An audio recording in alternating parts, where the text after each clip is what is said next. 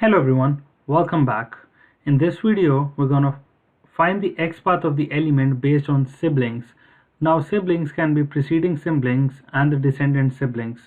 What I mean by descendant sibling is that descendant sibling can be the element itself or the one element after. Now this is a very important concept when we are generating the XPath. So first let's try to locate the node input who is a descendant of the body whose value is BMW. Now let's first try to understand what I'm trying to say over here. I'm trying to say is that I need to locate the input who is descendant of a body whose value is BMW. So here I'm trying to find the element BMW itself, where I'm saying that I'm going to start traversing from the HTML. This is an absolute XPath. I'm going to go to the descendant. I'm going to find that element whose tag is input, value is BMW. Now here in descendant, I'm not trying to find the element which is next to the BMW. I'm trying to find that element. So inside the body, I say that I need to find that particular element, and we give two colons over here. That is a part of syntax. We give the tag name, and this is like a general syntax we have already seen.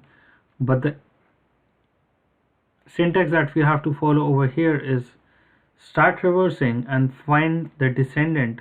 Use the descendant keyword with two colons. Now let's try to copy this one, and let's try to open the developer tools. I'm gonna do Control F and paste this XPath. Now see, here it has found successfully 1 out of 1 element where value is BMW. So I specifically mentioned that I need that particular element with this particular XPath, which is providing input as a tag, value as the attribute, and BMW is the actual value. So this is how you use the descendant keyword. Now the next thing is that we need to locate the checkbox which is immediately before the checkbox corresponding to Mercedes. Now for that we use the keyword over here, preceding sibling, and then we have two colons and then a star and this number in the index. I'm going to explain what this number signifies. So let's start from the beginning. We have our two colon slashes, we have the input tag, we have the value Mercedes. What I'm going to find is that I need to find the checkbox which is just before the one of Mercedes. So if we see over here, I'm going to start with Mercedes and I'm going to find the one which is one before it, which is that I'm going to find BMW, but I'm going to start from Mercedes and find the preceding sibling over here. So I'm going to copy this and paste it over here. So now see, it has found successfully BMW. Now let's have a closer look at it. As I told you, my value is Mercedes, merc over here with an input tag. Now what preceding sibling says is that find the elements before merc. These two colons are part of the syntax. What star here means find all elements. What this number in the index means that find the element which is find the, so this number is basically signifies, if I put it as 1 over here, it's going to find the break tag just before the Mercedes, but I want to find the previous one before that, so I'm going to enter 2 over here. So it's going to go back to one more element.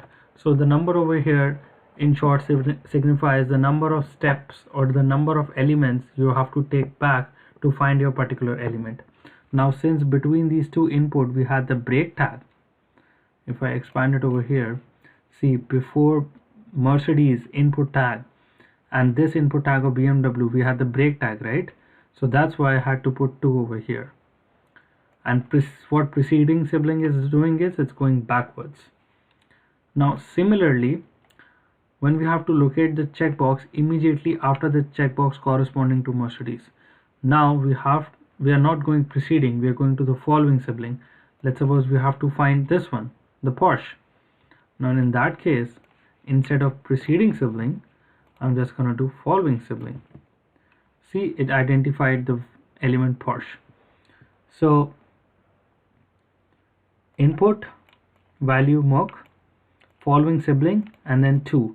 Why 2? Because between the input over here and input of the Mercedes we have the break tag, and if I try to do one of this, it's going to find the break over here, which we don't want. We want the next checkbox, which is after 2 elements at the second element. So here, this is how we use the preceding sibling and the following sibling. Now the last concept over here is that we need to locate the checkbox before the checkbox corresponding to Mercedes, but that checkbox has to have the value BMW. Now let's suppose, now here the difference is we were locating the checkbox immediately after the checkbox or immediately before the checkbox.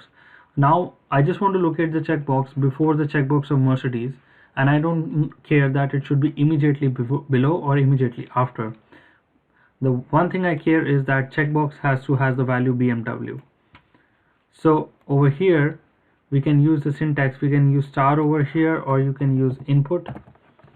I'm going to go to my Mercedes element, find the preceding sibling who has the input value of BMW. Now this part we have already seen. This is something similar to this, but here we are just going to start from merc, go to the preceding sibling whose input is BMW. So we can copy this one over here.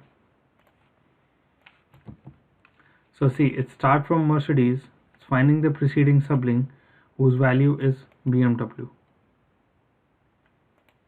And similarly over here, I can do the following sibling as well.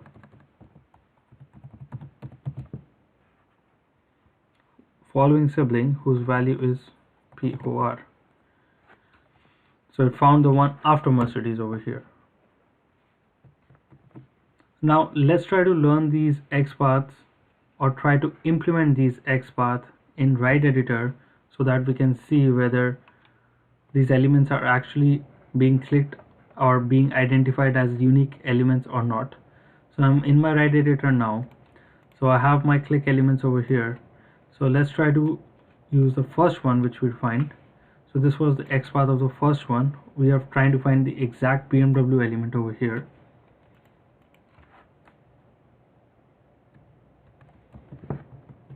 So I'm gonna save it and I'm gonna run it.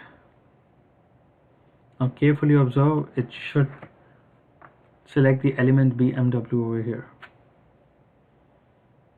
So it selected the BMW element, slept for 4 seconds and closed the browser.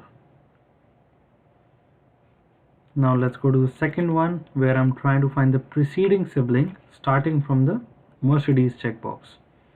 I'm going to copy this and I'm going to go back to the write editor.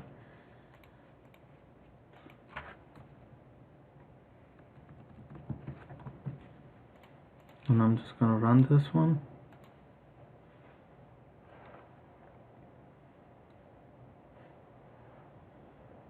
So it started from Mercedes but still gonna select the BMW. Close the browser successfully. Let's try our third one.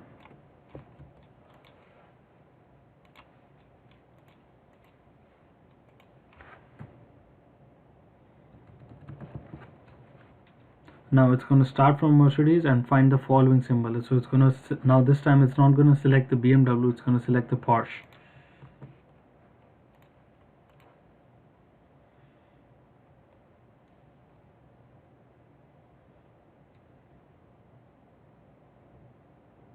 So it selected Porsche and it's going to sleep for 4 seconds and close the browser. And let's use the last one where we are starting from Mercedes but we don't want the exact immediate before or immediate after. We just want the checkbox before, that is preceding, but it should have a value BMW.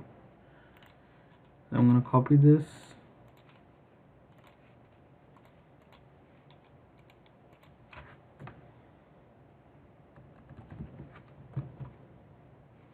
I'm just gonna go to run this test case.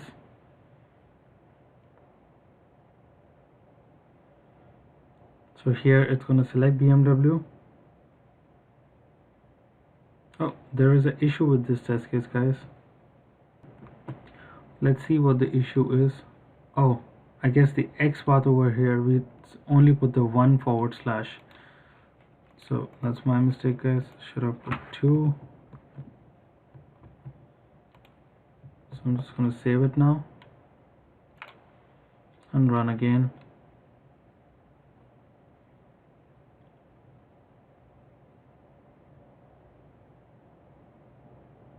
So it selected the BMW and it should close the browser now.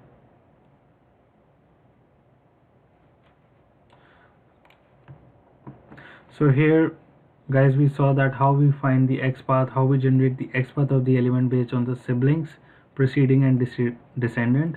This is very helpful then when we have the XPath of one element and we have to go one after, or we have to go a few steps after a few steps before, so we can use this preceding sibling and following sibling.